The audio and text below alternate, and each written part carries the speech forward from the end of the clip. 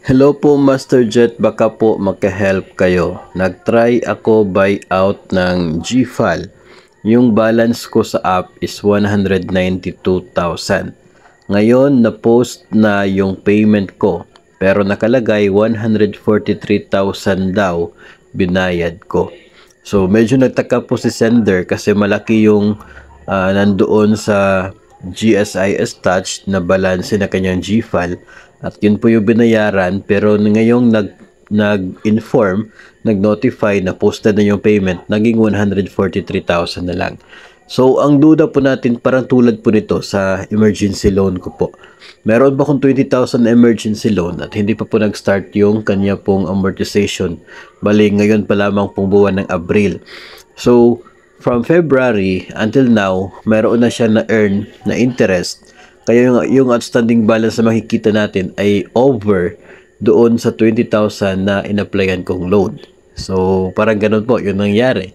So, ibig sabihin po niyan, yung nakikita po natin na balance, outstanding balance ng loan, doon po sa Touch, ay posibleng included po doon yung balances ng principal amount at balances ng interest. So, yung na-earn niya na interest na still unpaid. Ngayon, bakit sobrang laki? 193,000, 194 ba yun? 190,000 tapos 143 lang pala yung balance doon sa principal amount. Bakit sobrang laki? Ito pong binayaran na loan ay GFAL, GSIS Financial Assistance Loan. Ito po ay maximum of 500,000. And matagal na po na nag-offer ang GSIS nito. So, I would assume na noong panahon ng pandemic, noong nagkaroon ng loan moratorium sa GSIS, ay existing na ang GFAL loan account. Kapag nangyari po yun, di ba, meron pong 6 months na moratorium sa GSIS noong 2020. Sa 6 months na yan ay wala po tayong deduction para sa sahod. Deduction sa sahod para sa loan. So, wala po tayong payment.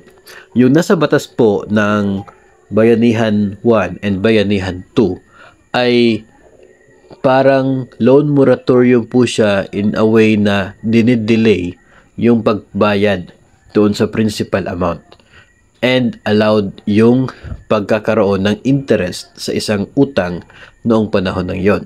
So, kung matatandaan ko nga po, yung Bayanihan 2 na effective, no, nag-implement sa GSIS November and December, yung interest na na-earn ng inyong loan for those 2 months ay dapat bayaran by December 31. So, yung principal amount na payment ay madidelay, pero yung interest ay dapat pa rin pong bayaran.